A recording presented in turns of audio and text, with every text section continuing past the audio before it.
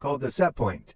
The controller will produce an output to move the valve to bring the flow rate to the set point value. The control valve is a power-operated device used to regulate or manipulate the flow of fluids, such as gas, oil, water, and steam. It is a critical part of a control loop and is an example of a final control element. The control valve is by far the most common final control element used in industry today. A control valve can be operated electrically, pneumatically, or hydraulically.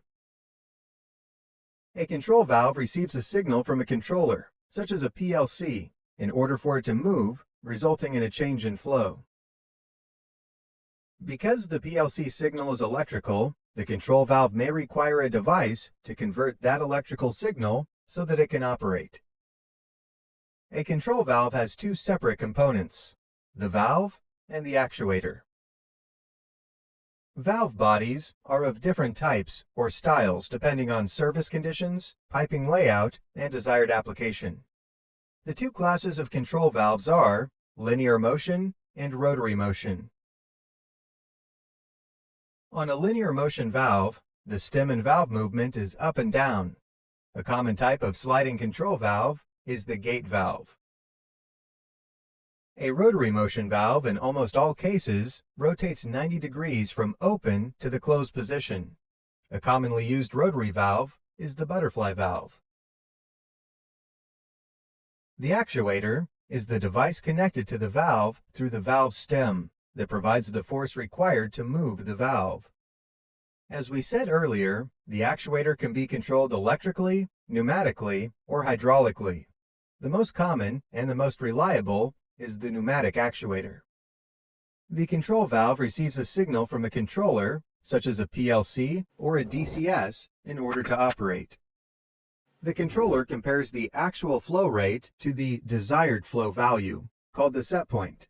The controller will produce an output to move the valve to bring the flow rate to the set point value. Because of how pneumatic actuators are built, a control valve will fail to a specific position when a loss of the control signal occurs. As the supply air pressure is increased, the rubber diaphragm pushes against the spring and moves the valve stem down into the valve body. As the supply air pressure is reduced, the spring will move the valve stem out of the body. The position to which the control valve is moved, if a loss of signal occurs, is referred to as the fail-safe mode. The type of fail-safe mode depends on the application for which the control valve is used.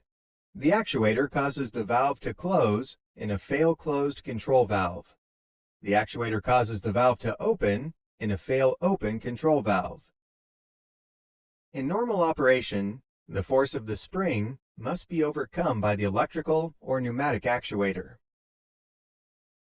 In the event of a power failure to the actuator, the electrical or pneumatic force is no longer present, and the spring pressure forces the valve to open. You might wonder how much the valve opens or closes when the flow rate changes.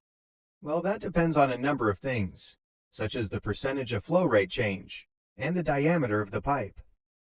Regardless, the controller must be tuned so that it produces the correct response to any change in flow rate.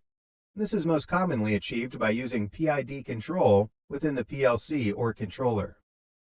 We have already created several easy-to-follow videos on what a PID controller is, the flow of a liquid or gas used in a process.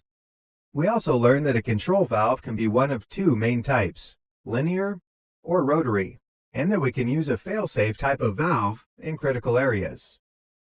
Finally, we introduced you to how control valves are controlled by the use of PID instructions in the PLC or DCS system.